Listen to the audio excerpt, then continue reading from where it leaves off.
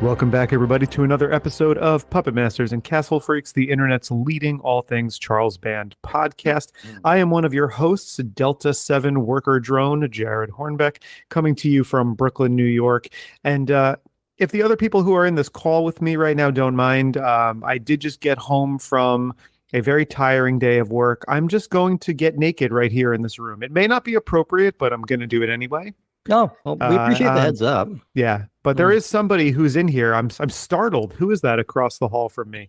Well, it is I coming to you live from the Room of Questions. I'm Steve Guntley, and anything this hideous must be stopped from breeding. This is a podcast about clown Amazons, cyborg mutants, and gratuitous nude stretching. That's because this is the podcast about breeders, robot Holocaust, and Mutant Hunt, a triple feature of films from one of the most infamous of all cult filmmakers, one Mr. Tim Kincaid. That's right. We're hitting you with 3 of them this week. We had to rip a Band-Aid a little bit to talk about some of these movies. But yeah, I sometimes came into these blind, and oh boy, now I can see. Yeah, sometimes listeners, you listen to an episode of our show and you have yourself a good time, and then you go on with your day. You're going to need a shower after this one.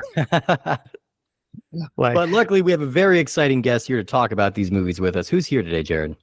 Yes, we do. You know, it's funny. I'm very big into watching horror documentaries and learning stuff about these movies that I love and grew up loving. And particularly on the In Search of Darkness movies, which I'm sure our listeners are familiar with, that trilogy of 80s horror documentaries. We know 90s coming soon. There was a guy who always seemed to be the talking head when it came to like the weirdest, most obscure movies.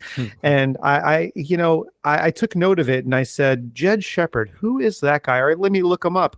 And so, I looked him up and I saw that he's a writer and a producer and a director. Most recently, a short for Netflix that he wrote and directed called Flashback. He is a co-writer of Scare Package 2, which is a really fun movie. Which I believe I watched on Shudder as well, as dash cam and host and a lot of really fun stuff, and an encyclopedia of just the most obscure horror knowledge. Jed Shepherd, what's up, man? Thank you for joining us. Hey guys, thanks for having me. That was a very good intro. We're very excited to have you. I'm going to gush a little bit about Host because I think that's one of the most incredible recent horror movies.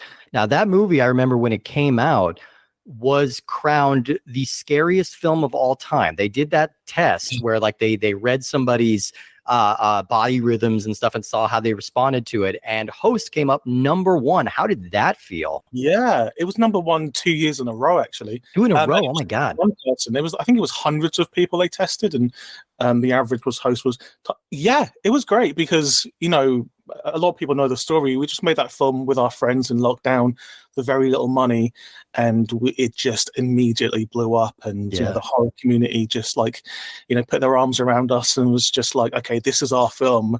And it came at a time when nobody wanted found footage, and even now, like, people don't really want found footage. And we just made the film that we wanted to watch. And we had an incredible team, incredible director, incredible co-writers, awesome producer, awesome cast, and we just made a film without anyone interfering. And that's what happened. We came out with Host, and it just became bigger than all of us. And it was weird during lockdown just being on like the main channel news shows at the height of COVID. They would go from a story about all the deaths, and then it would be, now these 2 guys from South London talking about Host. It was so strange. It still is strange now, really strange. It's got to be amazing just kind of as an artist to have your imposter syndrome like scientifically removed. It's like science is stepping in to say, no, you accomplished exactly what you went out for and more so. So you can put that imposter syndrome away for a little bit. Science has got you. That's really interesting, actually. I never even thought about that, but I don't think the imposter syndrome will ever disappear. Oh, dang. Especially British. Don't think I'm British. We have that in our DNA. We always think it's terrible. We always think everything we make is terrible.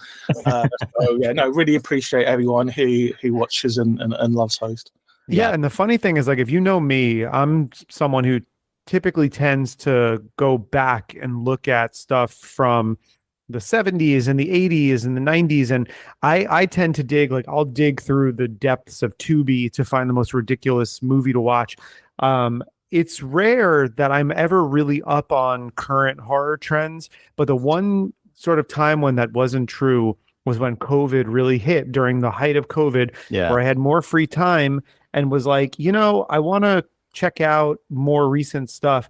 And Host was one of those movies I was lucky enough to see like at that time too, when I was looking to find and discover new movies, and it became one of a short list of horror movies made in the last 5 years that I tend to recommend to people, because I don't have a ton of them at my disposal. I have friends who are like, did you see this, did you see this, did you see that? I'm like, no, I watched X-Ray with Barbie Benton yesterday instead of watching a new movie, because that's just the way that I am.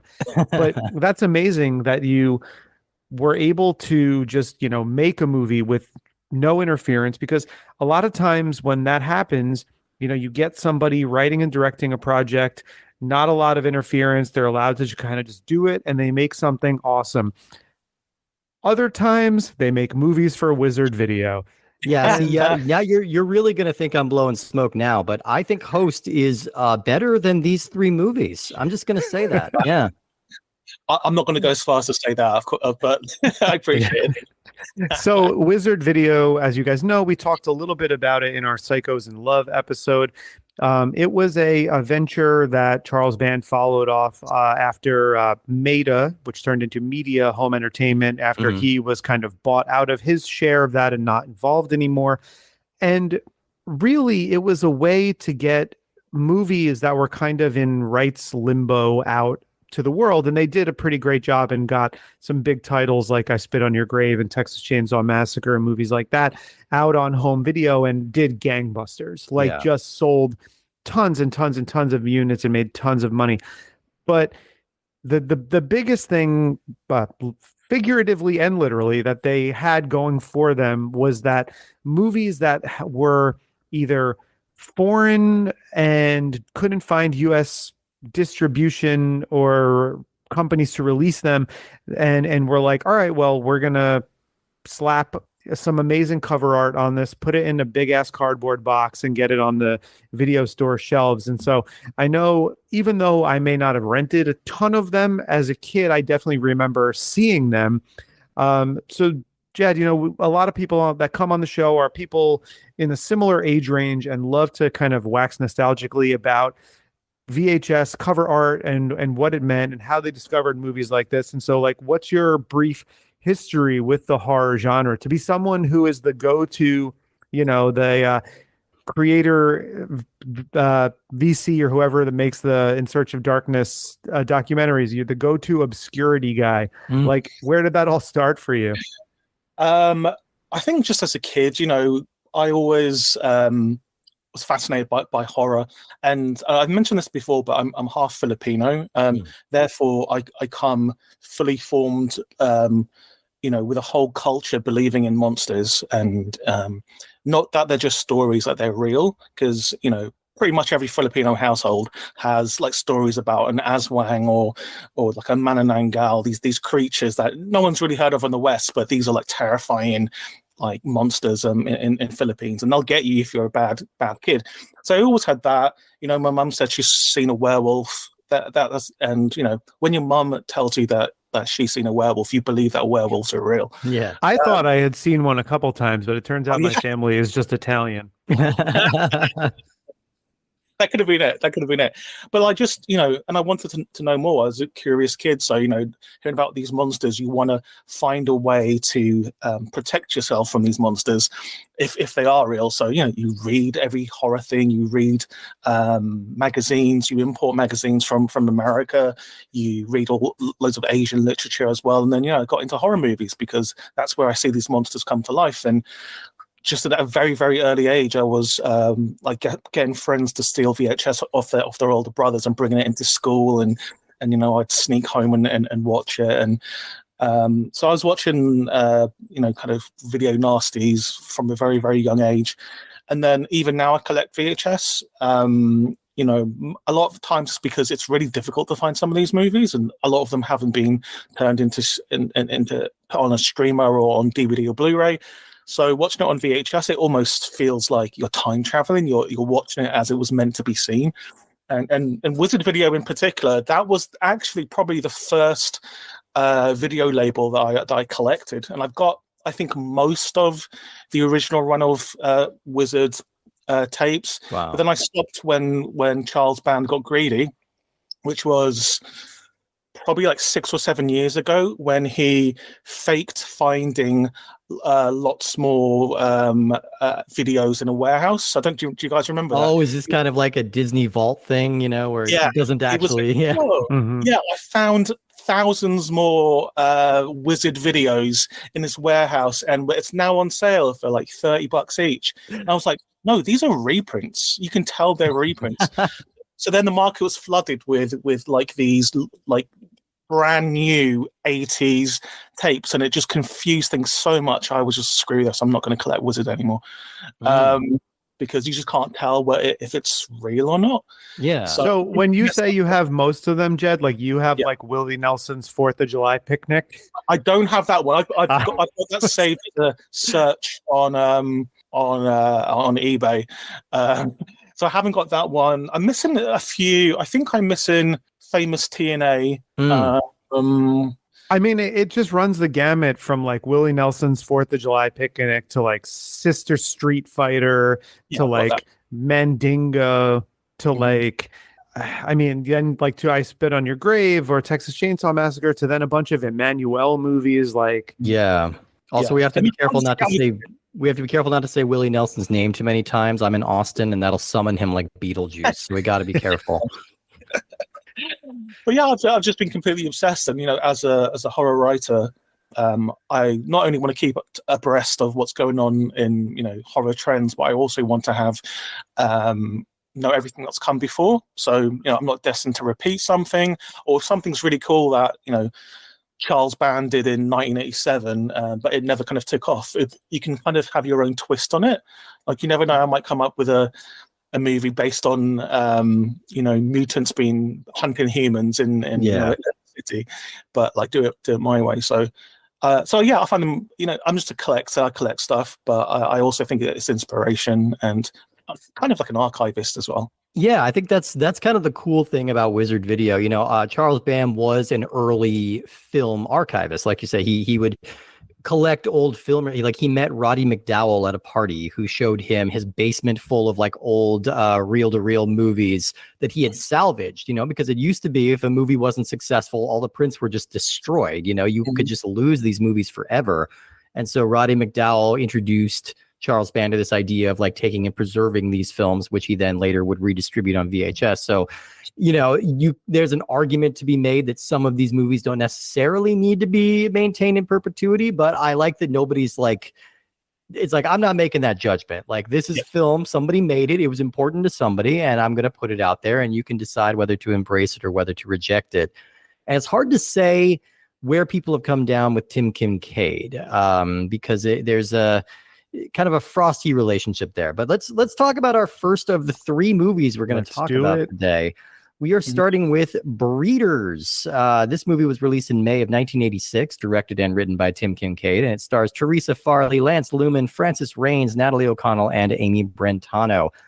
All right, now let's talk about the man of the hour, Tim Kincaid. He is a prolific director, but the 3 films we're discussing today make up most of his quote-unquote mainstream career, because Kincaid is better known by his pseudonym Joe Gage, under which he has directed hundreds of gay pornographic films going back to the 1970s. Now, Joe Gage was one of those like early 70s Times Square guys, like where Times Square back in the 70s was synonymous with sleaze. That's the porno theaters. That's where you go to get drugs and everything. Now it's where you go to get mix and match bags of M&Ms, but it was a different vibe back then. That's my one time going to New York, and going to Times Square is going to the M&M store. That's my whole experience.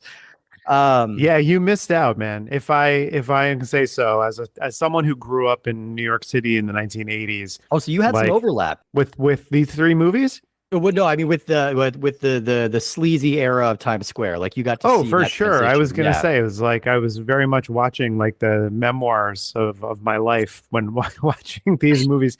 No, it really was, and it's a fascinating thing because the way that the city changed was crazy because the 70s were a tough time. The city was bankrupt. Ford told us to go fuck ourselves essentially, Mhm. and that famous newspaper headline. um, And then he fell over. Yeah, yeah, that was his yeah, thing. That's all I know about Gerald Ford. He couldn't fell walk down out a of an lot. airplane. And then it was like kind of feel like it was in the early 80s. It wasn't as bad. Like the early Ed Koch years, he was really cognizant of trying to like rebuild the image of the city. And that's when I remember like sort of seeing the Big Apple as the branding for the city. Hmm. Then you had sort of like the Bernie Getz time in like the Oh, right, the subway mid shooter. 80s where Yeah. it was kind of weird, and then it started to kind of change again. And the thing that surprises people who aren't from New York, they think of New York in the 70s and 80s, but really then it had a period from like 1989 to 1992 or so where it was really bad before.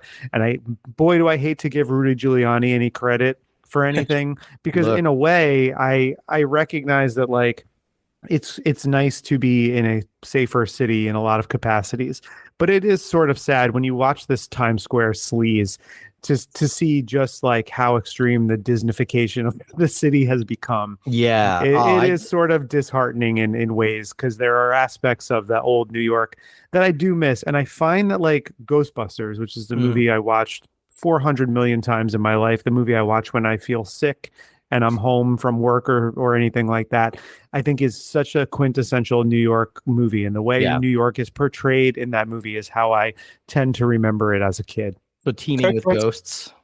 Yes. Yeah.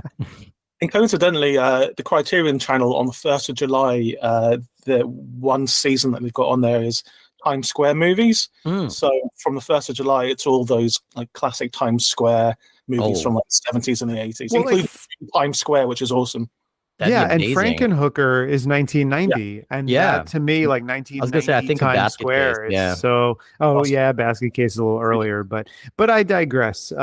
Yeah. But either Let's way, get back to this prolific man. yeah, Joe Gage was all over Times Square. He had he had a shop, he had a clothing line, he had all of this stuff. And not only was he prolific, he's actually looked at as kind of an important like pioneer for the gay pornography medium. You know, he's still looked at as one of the better ones to have ever made them, and he's known for his signature quote unquote Gage boys, which was like a specific style of like male beauty. It was usually very feminine features, but very like strong mustaches or hairy bodies. You know, it's kind of a very specific look that he seems to celebrate. Now, it's really not clear to me how Kincaid crossed paths with Charles Band and Empire, but he definitely would have the kind of work ethic that Charles Band would really appreciate. He can bring movies in very cheaply and very quickly and brings all his own crew and his own stuff. So I think he had made a little exploitation film in the 70s, and I'm forgetting the name of it, like the Ways of Women or something like that. And I think that got him in the room with Charles Band, and who contracted him for 3 movies. And the first of which was Breeders, although it was actually shot last, I think, of the 3 of them. These 3 movies were shot back to back to back, oftentimes with the same cast and same crew playing different parts. So like there's a minor character in the second Robot Holocaust who plays the lead in the 3rd movie, or a minor character in Breeders was the master carpenter on another movie set, you know, so they were all just like jumping back and forth between these roles. But Breeders was the first to be released, and it's the only one of these 3 to get even a tiny theatrical release. And it became a minor hit on VHS due largely to its fairly iconic and very disgusting cover art. But I don't think it ever really developed that big of a cult following because all right, I'm trying to think of a way to be delicate and diplomatic about Tim Kincaid's directorial style. The word visionary is thrown a lot these days. And I think it applies. This is the kind of bad movie that is depicted in like really broad depictions of bad movies on TV comedies, you know, when they're trying to make a fake bad movie and it's all these like really stiff acting and oh no, this sock puppet monsters, you know, it's like it's all that stuff. But this is like for real. It's very earnest, it's very sincere, and it's very, very incompetent. Well, listen, Spielberg does his thing where people stare at things majestically. Tim Kincaid has his thing, which is where people walk places. Man, do they walk. Okay, Breeders is a 77-minute long movie. About how much of that runtime would you estimate is naked women walking down hallways? Or in 76 minutes. Roughly. Yeah, it's a lot of it, and also naked women in a gooey bath. That's 15 minutes of the movie. God, yeah, they were really slopping around in that thing. Yeah, I should say that we mentioned right off the bat here that there's a lot of female nudity in these movies, but then we just prefaced Tim Kincaid's work as a gay pornographer. Right. They shoot these women like they're actively angry at them. Yeah, I think Breeders in particular is a movie that is I would say the other two movies are indifferent to women. I think Breeders is pretty actively angry or hateful towards women. Like, it is kind of out to debase as many people as possible. So, like, you see the pornographic elements coming through, but there is a weirdly misogynistic vein running through Breeders in particular that, you know, down to the creature design, which we will get to in a little bit of time here. But this was a hard one to sit through in a lot of ways because it's very icky subject matter to start with. It's very poorly constructed, but it is also like hilarious to watch. But you don't feel good about laughing at. Like, you can feel a little better laughing at Robot Holocaust than you can at this one, just because of how very chauvinistic the material is here. Yeah, you mentioned, Steve, the trio of movies that Tim Kincaid was, I don't want to say contracted to produce, but it was sort of like, all right, well, let's get, you know, a couple things out on the shelves for people to rent. I mean, that's really what the whole mission statement of these movies really is, like, get something made. We'll get with a cool name and a cool poster and cover art, and we'll get a lot of units pushed on the shelves. But there was a fourth movie too, and one of the actresses in Breeders here, Leanne Baker, is actually the lead in Necropolis, which is not technically directed by Tim Kincaid, but it's like a Tobe Hooper, Steven Spielberg situation where, like, Bruce Kincaid's Hickey, steady hand was there the whole time. Exactly. Like, Bruce Hickey was apparently the director, but Tim Kincaid oversaw the whole process. And so Necropolis is very much a Tim Kincaid movie in spirit, and Bad Girls Dormitory exists, but I don't think we'll get to it for the show. No, I don't think so. And there's one called The Occultist, and there's also a very weird, he directed a comedy with Carrie Fisher and Robert Joy, and it's like a wacky, like, black revenge comedy or something like that. That was, I think, subsequently destroyed. Like, I don't think any copies of it survived to VHS, to Carrie Fisher's great relief. Yeah, the movie you're talking about is called Dead and Married. Dead and Married. Oh, okay, yeah, it's billed as She's Back in some markets, but yeah, that makes even less sense than Dead and Buried or Dead and Married. All right.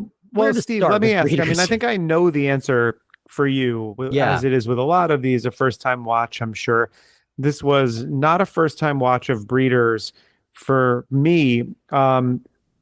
Jed, can you remember seeing this movie for the first time? I mean, you own it on VHS because you've got a nice collection of Wizard Video stuff, but when did you first see this?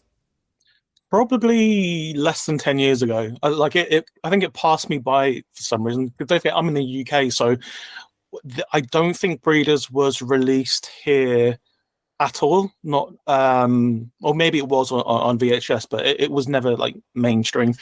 So yeah, it passed me by. So I only watched it probably like 10 years ago. And, you know, I rewatched it again a couple of days ago, and I remembered zero from the first time I watched it. It's like all these films. I'm like, what was I doing? Like, I can't remember a single thing about it. But I will say this, and this is going to be kind of controversial, but this is my favorite one out of all three. This is your favorite. This is definitely the most professional looking of the three. I think like so. If I can give it some faint praise, like, it is the most professional looking of these three. Yeah, and I feel like this one, even though the other two have stories which is maybe a little bit more fantastical, this story kind of hangs together. In a Tim Kincaid like Venn diagram, this is the one that kind of makes a little bit of sense to me. Maybe because it's a bit more grounded. It's set in present day. But there was something about this that I liked. I know it's very misogynistic, and the male gaze is all over it, but I don't know. There was something really, really interesting about it, and that Leanne Baker actress, I thought she was really good for this project. Well, it's funny because the scene where she gets home from the hospital, there's like this thing happens where all of a sudden, like, it's almost like she was getting direction after she was delivering lines, and it was like, no, more New York.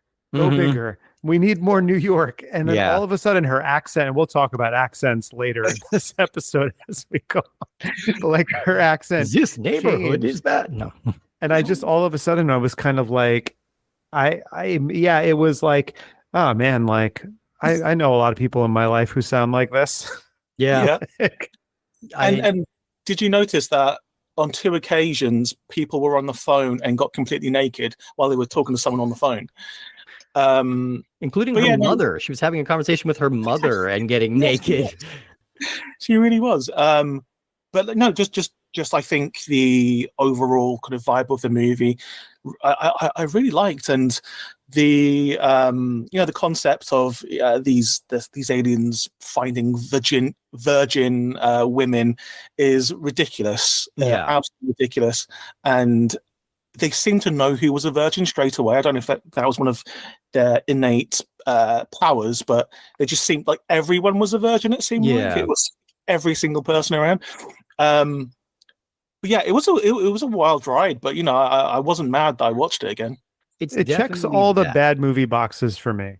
Like in a lot of ways, like more so maybe than the other two, which we'll get to. But this one, like I've seen it before. I didn't remember specifics, but I did remember like the final set piece.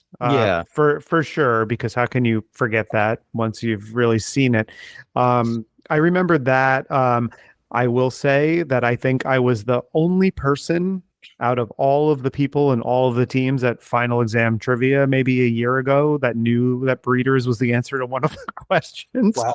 So I felt really good about that one. Do you remember the question? Oh, it was just like it gave the plot, which we don't usually do like a plot synopsis, but if you want to say like spores from outer space need virgins to repopulate in this 1986 Tim Kincaid film. Crickets. I mean, like, it's not one of those trivias where people yell answers out, but you could tell that a lot of people didn't know it. And so that was my one contribution to life, essentially. I mean, Tim Kincaid is really an interesting dude. There's just not a whole lot of information out there on him. He's still with us. He's still working. And I'd be curious to know what kind of dude he is, because like he has sort of the hallmarks. I watch these 3 movies and I'm just like, why do we not talk about this guy in the same breath as like Ed Wood? Why do we, these are closer to the Ed Wood spirit than a lot of other like bad filmmakers, than like Tommy Wiseau or something like that, who is clearly making a terrible film, but a much more visionary kind of thing. Like this feels more like an Ed Wood picture to me than anything else that's out there. And it's odd that he doesn't get talked about in that way. It feels like there would be more of a cult audience for this kind of thing. It maybe because of his kind of porn background, and could be people shy away from that, because if you start digging in too deep, you might get into areas you wouldn't want to talk about. Yeah, exactly. It could just be that, but yeah, it's interesting. I definitely remember seeing this cover on video store shelves all the time. Like this one was very iconic. And then later, I remember when MGM acquired the whole catalog, they released this under their Midnight Movies label, which I always hated that branding on that box, because it's just like a bad Photoshop with like that ugly Midnight Movies header over it. But they made the monster in this movie look specifically like the alien from Ridley Scott's Alien. And that is 1000% not what they achieve in this movie. This is like a bad cosplay of the Guyver, or Very with much so, yeah. and then you have this weird little homunculus thing with like a vagina face that is absolutely a repurposed sex toy, and no one can convince me otherwise. That is how that prop was made. Joe Gage probably had those lying around. What was the deal with that little weirdo? He was he couldn't pollinate, or they just kept him around to like kill people or something, right? I think so. I was really lost on who that guy was. Yeah. By the time that guy shows up, it's kind of like, you know how in the Invasion of the Body Snatchers remake, there's just that one scene with the man's face on the dog. Mm-hmm. Yeah, it just is so out of nowhere and so out of left field that your brain doesn't fully process it. That's kind of what was playing going on a banjo with me a minute ago. Yeah, that's kind of what was going on with me with this, where I'm just like, I am not entirely sure I just saw that. Like, yeah, could have used some more walksposition in this movie. We definitely could have. No, all the walking must be dead silent. Dead silent. Yeah, that's one difference between this and one of the other two movies that we'll talk about. But what I want to talk about first and foremost, we mentioned very briefly Leanne Baker and her connection to Necropolis, but we did not talk about our protagonist in this movie, Dr. Gamble Pace, which is one of the best character names, like outside of a movie that's not Face Off. And it's a great thing to do in Vegas if you're nervous. And we got Dale Andriotti. Like, it's just wild character names for some of the people that are in here. There's a woman named Alec. There's just like a lot of. We get the amazing accredited Bag Lady. Mm-hmm. Bag Lady might actually be my favorite character in this movie. Yeah, one of my notes here is Carinza is not a name. Carinza, that's it. I was frantically trying to open IMDb on my phone and get to the other character name, because I was like, I know there's another really stupid character name in this movie too that's not Gamble Pace. Carinza. He's used to naming porn stars, like you know, in this film. So these names are crazy because he's used to making porn. I'm guessing. Yeah, as long as there's not like a character named Brick Hardwood or something, you know, you're probably good. A fun fact about Carinza: she's played by an actress named Frances Raines, and she is the niece of Claude Rains, aka the original Invisible Man. We know him; he's Louis from Casablanca, you know. But she's in Breeders, so I'd say it's about even. It's about even. They're doing all right. Yeah. Two of like the greatest performances in early Hollywood, and then Breeders. Apple didn't fall far. He was the first Hollywood actor to make $1 million for a movie. Fun fact about Claude Rains. I forget what movie it was for, but yeah. Anyway, yeah, she does a lot of cocaine, then gets naked, does some deep stretches, and gets killed. There's really like a lot of these movies have nudity that can be considered gratuitous. Mm-hmm. This is, if you ever need a definition of what gratuitous nudity is, it's this. It is characters stripping down for no reason, doing a lot of elaborate posing into the camera for nobody, looking very uncomfortable while doing it, and then getting murdered. But did you notice that the first woman who gets attacked right at the start of the movie, helping the man with the dog, they used I don't know why I noticed this, but they used stunt breasts for her. Like she was never naked at the start, and then they just cut away to somebody else, and then when it cuts back to her, she's still got her shirt on. Yeah. But then at the end, she's completely like full frontal naked. Yeah. It's like, it was the line. She was like, "No, I'm not gonna just expose my breasts. If I'm gonna do it, I want to show everything." So save it till the end of the movie. Yeah, they're our team. All right, you are not just gonna put Lefty out here on his own. We are a double act. Exactly. You forget it. You get somebody else. Yeah. Similarly to Jed, I'm gonna say like this is an inept movie in a lot of ways.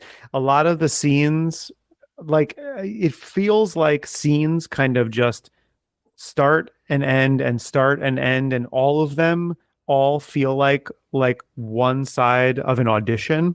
Yeah. Like somebody on the other end is line reading with them.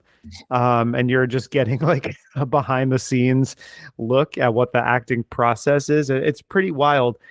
But that being said, I recommend this movie to people. I think you should check it out. I think it has all of the hallmarks of just a completely audacious, like over the top, sleazy, gross. Like they take some incredible swings here. I mean, the conceit of this movie is that there's a giant jizz tub under the Empire State Building. And it's like I knew it. And it's right. I've been looking for that thing for 43 years. And like it's they go for it. And like I applaud that because I think there's a lot that you can find in this movie to latch on to in sort of in the stuff from Ed Wood that works best, from the stuff from Albert Pune that works best, where it's like this is a person that doesn't really know how to like tell a story, because like the story in a porno is pretty self-explanatory. Yeah. Yeah. You know, and that's why, like, you know, I can appreciate, you know, Burt Reynolds' character in Boogie Nights, Jack Horner, trying to class it up a little bit and give it some real production value. But, you know, then realizing that he's going to lose out to video because no one cares. And it's like here, that's kind of the way it is. Like, you know, you want some gratuitous nudity, you want some gore, some silly creature effects, and some just wild line deliveries. And because the best thing about like the two Gamble Pace and Andreotti, or Dale Andreotti, or whatever his name is it always looks like they yell action immediately when like a quaalude kicks in. Yeah. Because it's so kind of stilted, and it's like their mark is that they're just standing facing the camera. Like it's so amateurish in some ways, but that's also like part of its charm. The bit that springs to mind, just following up on that, is when in the photography studio where the model is, you know, she's basically naked, and then the guy comes back to get his wallet, and he starts changing into you know, this alien Guyver weird slime creature, and his chest is opening up and there's slime coming out, there's blood coming out of his eyes, and it keeps doing her reaction shot, and she's completely stone-faced and it keeps cutting back to him. I'm like, when is she going to back away? This guy is like coming apart and she's just standing there. Then she eventually slowly backs away, and there's two doors, but she goes behind the you know, the pull-up photography background. She's like, I want to see where this is going.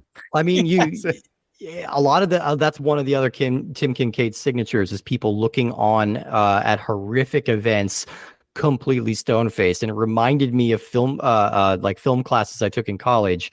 We talked about the Kuleshov effect, right? It's this this concept of like, you can show a blank-faced person and then just intercut with different objects, and we're going to project our emotions onto that. So I would think Tim Kincaid was hoping for something like that. You know, the acting wouldn't be required. We'd fill it in our brains if we just kept a static face the entire time. That's true. It's like, wow, these people are so bored looking at this monster mutating and then ripping his face off. I'm going to stick up for him.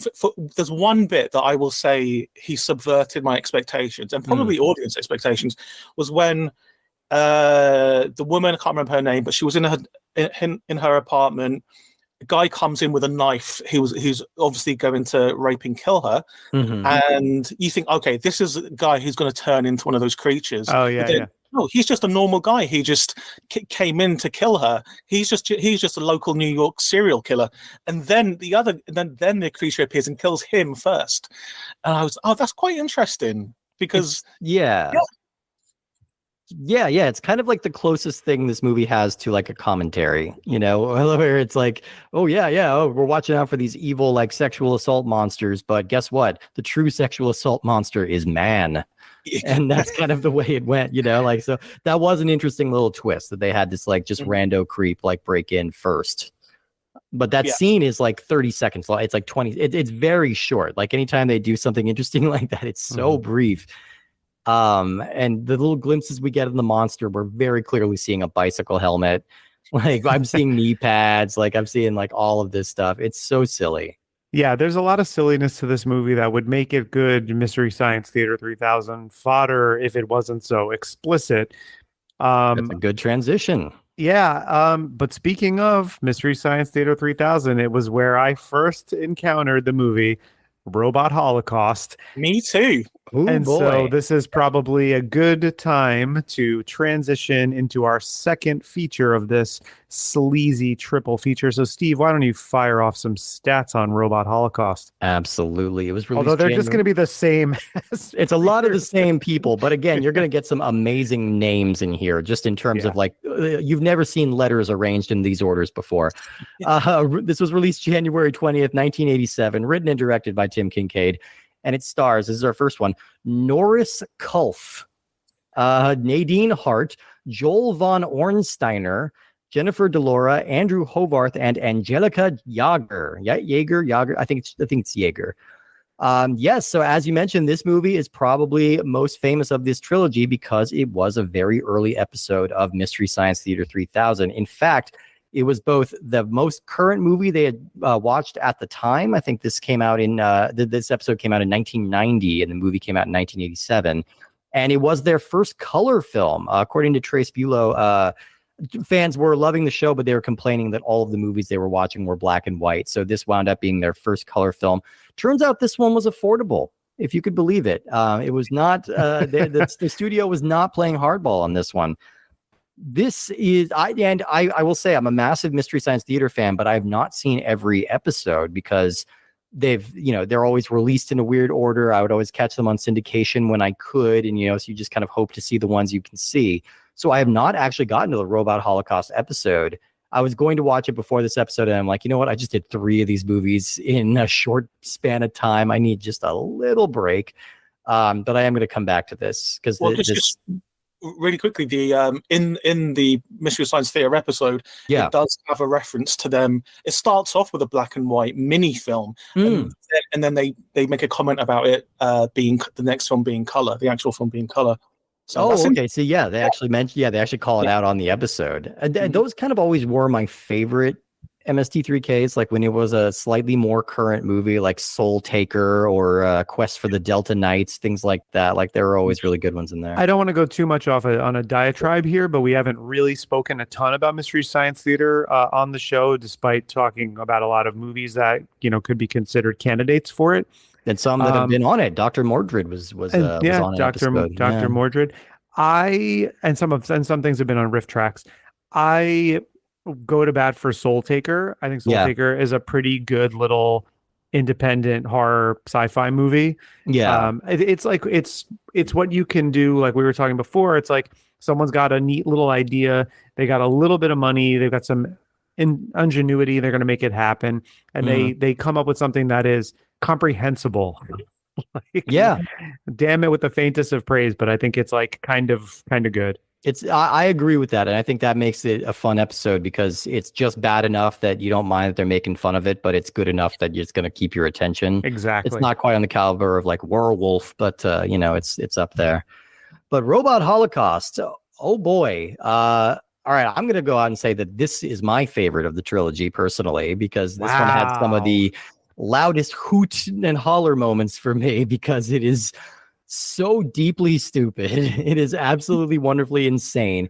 It feels like, I know all 3 of these movies were shot around the same time, but the release order makes it feel like, all right, Breeders was your slight crossover success. Let's see what you're going. And then he goes full George Miller, wants to do his like visionary post-apocalyptic diptych, and like instead it's Robot Holocaust and the following film that we're going to talk about. But he's going for the big genre swings right away. And despite this title, which might make you think it's a science fiction movie, this is really more of a sword and sorcery, like barbarian picture, right? Like that's kind of the weird secret of this movie. It's covered in robots that I would say are like junior high school art class caliber C-3POs. It's kind of what they're going for here. The robots look insane. They've got these beady little eyes, and they're really kind of rubbery looking. The head keeps falling off, and it looks so cheap. And then everybody else is just like wearing loincloths, This is the Tim Kincaid's gay porn roots are starting to show through a little bit more in this one, because Like our following film, this movie does have a lengthy opening scene of two men in their underwear wrestling. So that feels a little bit more honest to his aesthetic. And I think the movies are going to get a lot more gay coded from here on, in some pretty interesting and funny ways. Like, I'm not going to say these movies are full gay canon, but you can make an argument. The reveal of Freebot for the first time, amidst all of the, like semi-naked wrestling that's going on, is one of the funniest moments in a movie that I defy anyone to not lose their shit laughing when that robot is revealed for the first time. Oh, like absolutely. it's one of the most like rewarding things. It's something. And I have to say, like you said, he kind of went full George Miller here in terms of like, this is what I love about this kind of storytelling is it's like, usually you get a movie with a title and it's like the thing that happens in the movie. Yeah. Not the title is something that happened in the past and the movie takes place after the events of the title, like Robot Holocaust, which is like amazing. Mrs. Doubtfire, but it just starts when he has his own kid show. It's a different movie. It's like, and again, it's the audacity of Tim Kincaid to include these just legitimate New York skyline shots in the background of this barren wasteland. Like, you can't. No, but he obscured them with piles of dirt, so that's how you know it's the future and it's post-apocalyptic, because he's put some dirt in the foreground and then the New York skyline in the background. I mean, you need Tim Kincaid to make Albert Pune look like Stanley Kubrick here, because you compare this to like Doll Man in some of the shots that they get with the forced perspective, and things like that. It's like some kind of legitimately clever tricks. It's a good comparison, because it's like, hey, did you like Vicious Lips? Well, what about that movie with no cool stuff and no music? Yeah, a little bit. There was a couple of cool things. Like I'm a big fan of matte paintings, massive fan of matte paintings, and I want that to come back in a big way. But the matte paintings in this, I know people probably hate it, but I love it. I was watching it like yesterday, and I was Googling to see if that still exists, because I want that, the matte painting of the factory they go to, the power station. Power station, yeah. I was like, that's beautiful. Steve, can you do me a favor, Steve? Yeah. Can you read the text message I sent you yesterday? This Absolutely. is a text. This is we didn't rehearse this. Okay. This is literally a text I sent him while I was watching the movie with no other context. It reads as such. Let me find it here. Okay, yeah, here we go. We were going back and forth about this, and you said, unprompted, I want to get a tattoo of the power station matte painting. I don't know if you have room unless you want to like really commit to your forehead. Yeah. Like, I think this movie deserves it. It is a wild painting. It is so very clear. Like, you can see the paint drippings coming off of it. Yeah. It's amazing. And then you can put like lens flares like on the actual matte painting as well. It's like doesn't make sense. No, I love stuff like that. And I do too. Quick aside. Like, if anyone's watched the movie Double Dragon, the terrible movie Double Dragon with Miss Milano, the matte paintings in that are incredible. They kind of are. Yeah. And and there's a company that was selling them a while ago, but I missed the auction, unfortunately. But anyway, the matte paintings in this get a big thumbs up from me. Go ahead, sorry. No, I was just gonna say they do look like somebody literally finished it before like the camera panned completely over. Like, it looks like if they can't pan too far because somebody is still frantically painting it, you got to keep them just out of frame. Yeah. Well, it's the lady that painted over that picture of Christ a couple years ago and made a ugly face. Yeah. Yeah. Like, so we're all having a laugh at this movie. And Steve, you said this was your favorite for these reasons, because and we didn't even get to my favorite part of this movie. Yet. But I want to ask this sincerely. On a technical level, is this the worst movie we've watched so far? I'm going to go to bat on that category for the next movie we talk about. Yes, I agree. This is way better than Mutant Hunt. Yeah, I think this one looks better than Mutant Hunt. What And I think love this, about this episode of our show is not that we're covering 3 movies, but that we're actually at odds about something here. Because normally we're too agreeable with one another, and we tend to kind of just echo, for the most part, what we're saying. a little bit. Okay. Yeah. I think this movie looks better than Mutant Hunt. I don't know if I think this movie is better than Mutant Hunt, but Interesting. it is a hoot. And there is just, what I like about it is when it isn't just Neo and his walking around with 4 other people and an incredibly dumb looking robot. There is something to get you to laugh about in this. And the craziest thing about this movie, and I always forget this every time, is the voiceover narration, because the voiceover narration comes in, and I actually, the first time it came on, I checked my TV to make sure I didn't leave the audio descriptions on. That's what it sounds like. Yeah, it sounds like so deadpan. Puts the thing down, and it just describes what you're already watching on screen. Yeah. I mean, he might as well just be saying, okay, yeah, we didn't have the money to film this part, so I'm just going to tell you what happened here. Yeah, they wandered. Oh, there's a duel. Oh, look at that. They did fine. Yeah, it's so indifferent. It's so chintzy in such like, and again, it's muddling the vibe here because we're going for like a post-apocalyptic New York, but it feels like Conan the Barbarian most of the time. It feels like pulp serial, like magic and wizard kind of stuff, you know? So you have that total incongruity in tone. You get some really ridiculous character designs, like Torque, the large prawn man heavy for the main bad guy. I like that design though. I did too.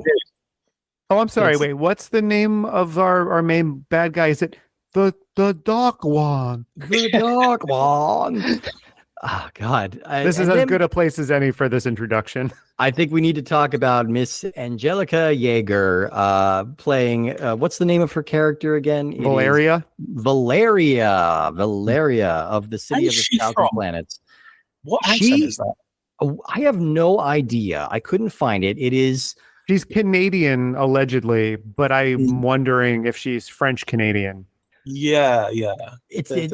I thought like Eastern European or something like that, but like either way, I think she is learning English phonetically in this movie, but not from a human being, because there is no human who has ever inflected the way she inflects or chosen to put emphasis where she puts emphasis. It is a wildly unpredictable ride as she tries to get each line out. It might be technically one of the worst performances ever put on film. Like, but so joyous, technical sense, but it is really fun to watch. This would be one of those performances where if someone could just supercut every line of her dialogue into like a 6-minute YouTube video, right, it would be the greatest video of all time. And like, she makes everybody else look like Marlon Brando. Like everyone else, it's like incredible actors next to her, because they are just not making choices at all. Like no actor is putting any mustard on absolutely anything that they're saying, except for Angelica Jaeger. So I can say that like she is, while I will criticize it for being one of the worst performances of all time, it was my favorite performance in this movie by a wide margin. Memorable, yeah. Yeah, you referenced Adriana Miles' line delivery of Werewolf in Werewolf, which is similarly like a hilarious, delightful performance. And that's the thing, is we can call, because we can call that a performance. And what she's doing, I don't know if she's putting on an accent and she just doesn't know where she's going with it, or if it's a natural accent that's getting in the way of her delivering lines with a normal American accent. She's certainly not going for a New York accent, but I don't know that. But I can say that that's a performance, whereas like Norris Kulf as Neo, that's almost a non-performance. Yes. Yeah. That is so checked out. Like, he is barely there. You don't really establish any kind of like wants or needs from this character at all. There's no chemistry with any of the cast members. He absolutely may as well be in a different movie. And I think there's a lot of that energy, you know, with a lot of these different guys, of just like, be as stoic as possible, walk from room to room, and then, just waiting for craft services to show up. Yeah, he's delivering some of these lines like he is also like scrolling DraftKings on his phone, looking at the scores. Yeah. It kind of makes you wonder what the crossover is between the porn stuff that Kincaid does and his traditional movies. Is there a conflation of actors that he uses? Because he tends to use the same crew. I wonder if some of them, they're barely actors really. They're just lines. And I wonder, because I don't know if you guys know this, but like I was involved with Birdemic 2. Yeah, and that could be an entire episode in itself. And the main producer, and I can say this now because so much time's passed. The main producer, all he had done before was porn. So every girl in it, except for Whitney Moore, who's in the first, all of them are like Playboy models, and which is why you got that kind of performance. And this is what this reminded me of. It reminded me of the Birdemic 2. Yeah. I'm imagining there's a good deal, just given Tim Kincaid's background and like some of the connections he has. I imagine there is a good amount of crossover between adult actors and regular actors. Well, I thought that, but then when I had the same thought, Jed, while I was watching it, I was like, I really wonder if this is like, your Tim Kincaid stable of actors that he brought around to these projects. But then looking on IMDb, it was like you would look up this one person and it was like known for Robot Holocaust and nothing else under their name. And I was like, okay, maybe not. Like maybe this was just like, because when we get to Mutant Hunt, there's one or two people who are in some other things of note. Yeah. Mm-hmm. Yeah, and well, we might as well transition to that. I will just say, if you like, I'm going to watch the Robot Holocaust MST3K. If you want like to dip a toe into Tim Kincaid and don't want to fully go into it, that might be the way to introduce yourself to it. See if this is your vibe and kind of go from there. We don't really get such a relief with our last film today, Mutant Hunt, which was released sometime in 1987. I couldn't find a more specific date. Once again, written and directed by Timmy K. And it stars Rick Gianassi, Mary Fahey, Ron Reynaldi, Tawny Brennan, again, a name that just, and even better name right here, Stormy Spill, and Bill Peterson. All of these names sound like anagrams. Yeah, absolutely. I kept thinking that with Tawny Brennan. Like my autocorrect kept wanting to correct me. I'm like, no, I really did not mean Vernon, shockingly. I meant Verenin. But yeah, like you said, we're reusing a lot of cast members here. So our lead, Rick Gianassi, he plays Riker, and he was playing Torque the Squid or the Prawn Man in Robot Holocaust. We also know him best as Mr. Sergeant Kabuki Man, one of the mascots of Troma Entertainment, the sister company to Full Moon. He's awesome in that movie. Yeah, he is. Yeah. And if I could give him one compliment, great torso, buddy. You look awesome. You look very fit. That's about the nicest thing I could say about it, because I'm going to say this is my least favorite of the three. I'm going to go. That's my ranking. It's Robot Holocaust, Breeders, Mutant Hunt. Well, if only that's because not Mutant fair, Hunt, Steve. Because listen, if I just went to bat saying that I think that this is in ways better made than Robot Holocaust is. Right. But if I had to put them in an order by which I would recommend them, I think it's my third one also. Yeah. But I don't want to say that it was my least favorite favorite. That kind of superlative is not even applicable to this kind of necessarily. Episode. They're all kind of equal in some way. It's but I think, this one, I mean, just I couldn't pick these actors out of a police lineup. I don't know what they look like. This was so standard def. It was really, it's just a hard movie to look at. And it is, this is the one that held my attention the least. Yes. The all of these plots are muddled, but this one is just like a jambalaya. It's just it's a little bit of everything, and none of it makes even a remote bit of sense. There's much robot. No. Yeah. This is much more of a Robot Holocaust movie than Robot Holocaust, I would argue. Not that Mutant Hunt is a good title for the other movie. You couldn't do a full switcheroo, but this would be a better Robot Holocaust. And Breeders, that was a better Virgin Hunters than Virgin Hunters or Test Tube Teens from the year 2000. Weirdly, yes. Yeah, very true. Very true. Yeah, I mean, this one just did not really grab me, and despite a couple of fun elements. Like I again, we have a great, really campy, really terrible villainess performance. This one is by Stormy Spill. And she uses phrases like, "Oh, it's all blood under the bridge." But again, she has a very strong, it sounds like a Queen's accent. I'm not an expert, but it sounds like a very strong, like outer borough kind of. This performance is amazing because it's sort of like if Cher auditioned to play Aunt Martha in Sleepaway Camp. Yes. Yeah. Or actually, I'm gonna one up you on that. I'm gonna say if Aunt Martha was auditioning to be Cher. That might be either one totally closer acceptable. to the caliber, because I think Cher would probably kill that performance, but I'm not so sure you can do that the other way around. It's fun, at least it's watchable, and that can't really be said for a lot of the others. Now, we haven't really touched on the absolutely hysterical fight choreography that goes on in these movies, especially these last two. This is 10-year-olds with pool noodles. Like this is roughhousing at most. I mean, you say that, but this has a very high percentage of characters that know how to do a roundhouse kick. It's true. There are a lot of roundhouses, and just everyone knows how to do like a elementary level of martial arts, which are kind of like more roundhouses per capita in this movie than anything we've covered so far. That is for sure undebatable. Wait, did they not teach roundhousing in UK schools growing up? No, unfortunately not. No. Oh yeah, no, it's built into us. All of us can roundhouse. We can flying bicycle kick. We can do all of those.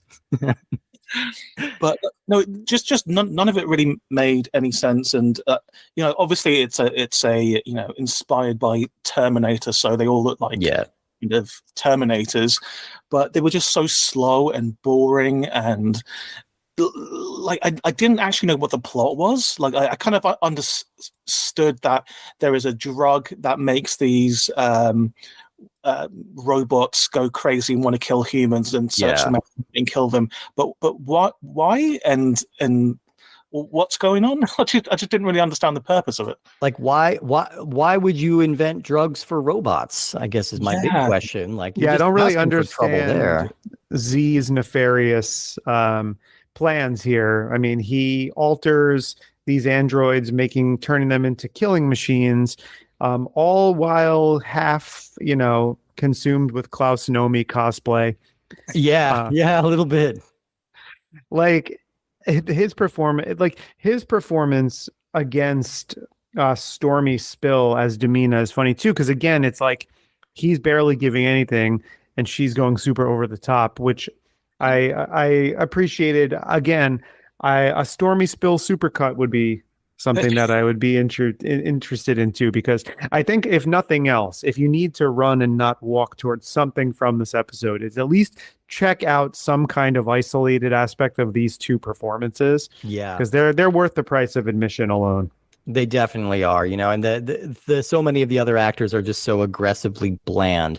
I'll shout out a few moments that made me chuckle. One is of the return of Leanne Baker, as she just kind of gets summarily picked up and thrown out a window. Like that's the robot's big attack. He springs out of the shadows, grabs her off a bed, throws her out a window.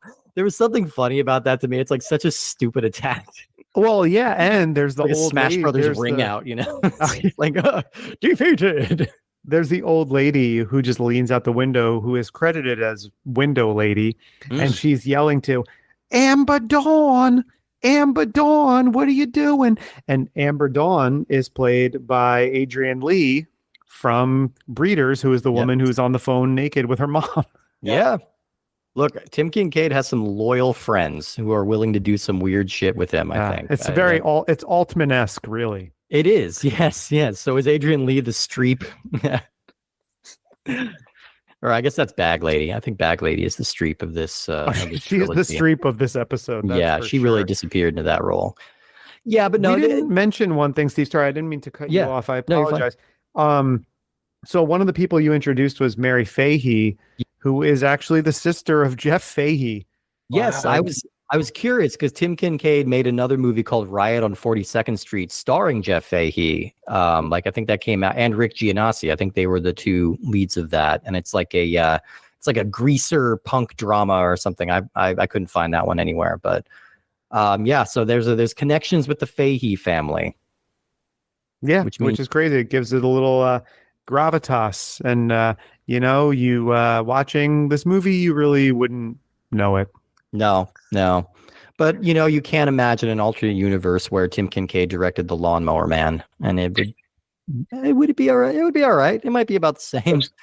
I was gonna say it'd be about the same. Maybe a little cheaper. I mean, I will go to bat for the director's cut of Lawnmower Man. That's quite a bit better. I didn't like Lawnmower Man at all. I think it's a decent movie. Yeah. But watching this movie was borderline painful. It was painful. Like the other two, like for me, Breeders, I would watch that again, for instance. Yeah. Robot Holocaust, that was a little bit of a struggle for me. But Mutant Hunt, I'm never going to watch this again. And I will have to make a note to myself to never watch this again, because it was such a slog. It was such a slog. And I was confused the whole time. And I kept on forgetting which characters I'd been introduced to, because characters would just appear as if I'd already been introduced to them before, but I hadn't. I was like, did I miss something? Yeah. And just at the end of it, I just felt like I'd had concussion. Like something's happened to me, but I don't know what it was. Yeah, or like it feels like you're watching it out of order somehow, like it's just it's really sloppily constructed. And yeah, I'm with you on that. Like you nailed it, Steve. You nailed it. Exactly. The aesthetic of this movie is that somebody collected scenes from a movie and put them into one big YouTube file, but in the wrong order. Yeah. Yeah, then it's just like, it's close enough. Let Tarantino kids doing it all the time. You're fine. But yeah, it just feels really indifferently made compared to the other two, and it's 71 minutes long, and you feel every single one of those 71 minutes somehow. Like somehow this feels longer than a lot of the other movies we've talked about. Well, not only that, but I felt like I was getting a migraine watching it, because at least Breeders and Robot Holocaust, the versions of them that were available on Tubi and Prime Video, look like movies. Yeah. This does not look like a movie. This looks like, so I mean, and Wizard Video are not primarily known as shot on video. No, it might be direct to video. And because that's the thing, like, so Wizard Video, we mentioned earlier how it started as a way to get some of these movies that needed a video release out to the public, and it was a whole hodgepodge mishmash of all of these different kinds of things. But then there was this little weird period of time where Wizard Video was like, okay, well, let's distribute stuff too. Yeah. And then that's where these movies came, and that's where you got, your Gorman Bechard and Carmine Copabianco movies. Like you got your Psychos in Love and Galactic Gigolo and Cemetery High and all that kind of stuff. Yeah. Although Cemetery High might not actually be one, but those kinds of things were coming out. And so they're still, for all intents and purposes, like movies being made, but then with just a new avenue to get them to the public. This movie looked worse than a number of shot on VHS movies that I've watched in my life. I mean, you look at and Jed, I'm sure you're a scholar on this one. I mean, look at what I believe was the very first one, Boarding House. Mm-hmm. Yeah. Yeah. This looks significantly worse than Boarding House. Yeah. Yeah. Don't watch Mutant Hunt, but watch Boarding House. Yeah. Yeah. I like Boarding House. Yeah. I think we did I speak about Boarding House in that documentary? I think I might have.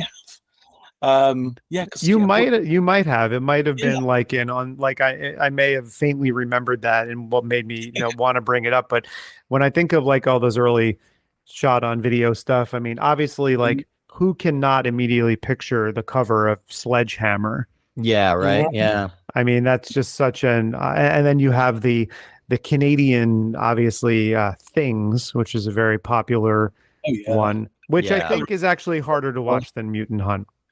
Yeah. I'm a big fan of Attack of the Killer Refrigerator as well. Oh, yeah. which is yeah, awesome. On the Donna When- Michelle, I think, which is an incredible obscure distributor. I think they only had like 6 or 7 movies. I think I got like 5 out of the 7. Yeah. So I want to do something slightly different then for a minute, since you have such a nice collection of these movies, and I mean they are all sort of candidates for the show because they're Wizard Video stuff. I mean, we probably will exclude some of them that really don't fit within the mission statement of the show, but like if there's something from like your Wizard Video collection that's not the 3 movies we talked about here and not something we've referenced so far on this episode, like is there one specific one in your collection that you, if you had to like campaign for it and introduce it to somebody that you would go to bat for wholeheartedly that's maybe not so well known? I mean, you said you've already done Psychos in Love, right? Oh yeah. Yeah, we have. That was a cool find. Yeah, because I really like that movie. Okay, there is Terminal Island. Have you done that one? No, No. I don't know. Terminal 77? Island. Okay, check that out. I'm not going to tell you much about it, but Tom Selleck's in it. Oh, So- okay. I'd say no more. Seriously. Yeah, I think you might like that. It's a decent movie, and people don't talk about it enough. Oh, cool. Is it like? Oh, it looks like it's an old like prison movie. Yeah. Yeah, Mhm. yeah. I do love the 70s like prison movie aesthetic. Like it's Oh, yeah. great. That's like grindhouse like exploitation filmmaking at its purest. Mm-hmm. There's that one, and then I would say, what else? I mean, there's Schlock. Oh which, yeah. Schlock's pretty good with John Landis's debut. If you Yeah, haven't seen yeah. it, that's a decent watch. Oh, I didn't know Wizard put that out. Yeah. It's cool to know. Like, because like, yeah, you do get a lot of just kind of low level B movie trash off Wizard Video, but you Mhm. also get Texas Chainsaw Massacre. You know that's kind of Yeah. being preserved and reevaluated and appreciated over time. That you take a movie with that title and then with its distribution issues, like that was a real candidate for being a lost film. You know, Oh, you yeah. absolutely lost that movie forever if it Mhm. weren't being captured like this. And then like Psychos in Love is kind of, I would argue, a piece of really ambitious outsider art that like should be seen more, you know. Oh, yeah. Yeah. So like there are some real gems in Wizard, and I really appreciate some of the stuff that they put out. And I did have a fascinating time watching these movies. I learned about a subsection of cult filmmaking that I was just not familiar with at all, and I feel like I have a whole new frame of reference when I'm talking about like bad movies. So yeah, do we have any final thoughts on any of these 3 or the filmography of Tim Kincaid? I do have one final thought, which is that Yeah. one thing that we didn't really talk much about the music in Oh. these movies, and sort of the reason I bring that up is because like Breeders has this weird the music in Breeders was composed by 2 guys, Don Great and Tom Milano. Mhm. And basically that score sort of plays like these 2 guys really love the second half of the Dire Straits song Private Investigations because that's just what it sounds like over and over again. It's so specific. And then for Mutant Hunt, there was a hilarious thing. You talked about the fight choreography, but the way characters would break into fighting is there would be no score and there would be nothing, no dramatic tension or anything. And then all of a sudden it would just kind of go and they would start fighting. And I was like, oh man, that's great. But with the thing about Robot Holocaust, that's fun to talk about when you talk about the music to that movie, is it really is just now that's what I call music of already used themes Yeah. in movies and in Charles Band movies. And so like it's one of the most hilariously lazy ways to score a movie, which is totally like on brand. Is absolutely on brand. I'm curious how long it took to film all 3 of these, like going back to back. It couldn't have been too terribly long. I think it took us longer to record this episode. I think Yeah. so. Yeah, it might possibly have been. Yeah, but that's just if you listen for like there's like the laser blast music in Yep. Robot Holocaust, and then there's some other ones that are just reused, and that's why there's no that's why they're so incongruous, because they're like movies from like completely different genres, that the themes and motifs being lifted and used in this movie in a completely different context. But it's like it's such an outlandish decision, but it makes total sense given the final product of what we got here. Absolutely. Well, this was a fascinating conversation, and thank you so much, Jed, for being here to talk about these with us, for bringing these to our attention, for enduring them once again, and it's been cool having you on. Where can people find all of your stuff? Just if you go to my name, Jed Shepherd, on Twitter or Instagram, at Jed Shepherd, JedShepherd. Just there, I say stuff I'm up to there. Got a video game coming out next year as well. And yeah, we'll see what I'm up to. Amazing. But I appreciate it. Thank you guys for having me on, and it's been fun watching these again. So now I know I don't have to watch them for at least another decade. You don't. You can check these off for now. Yeah. Yeah, and if you check out Jed's stuff, I'm sure you're gonna love it. If you want to show some love for us and help spread the word of the show, you can jump onto Apple Podcasts or Spotify, drop a little 5-star review, maybe a brief, 5-star rating, and maybe a brief review if you feel so inclined to do so. If you just stumbled upon this show for the first time on this episode, you probably have turned it off by now, so I guess I'm probably not talking to you.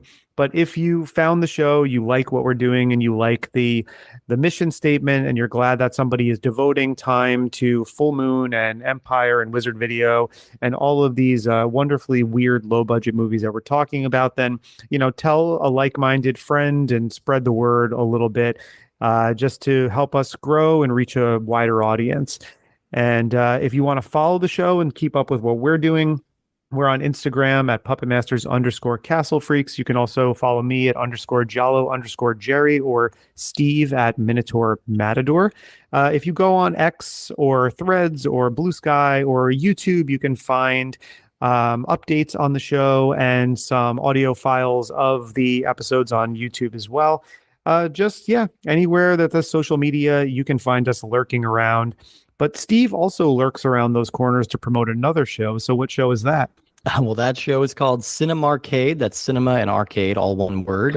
We are watching movies and then playing the video games based on those movies to see what they reveal about each other and give us a nice excuse to talk about a really wide and really weird range of games. I think the next episode we're recording is going to be on the 1991 New Line classic Surf Ninjas, which actually features a scene of the character playing the game based on the movie in the movie.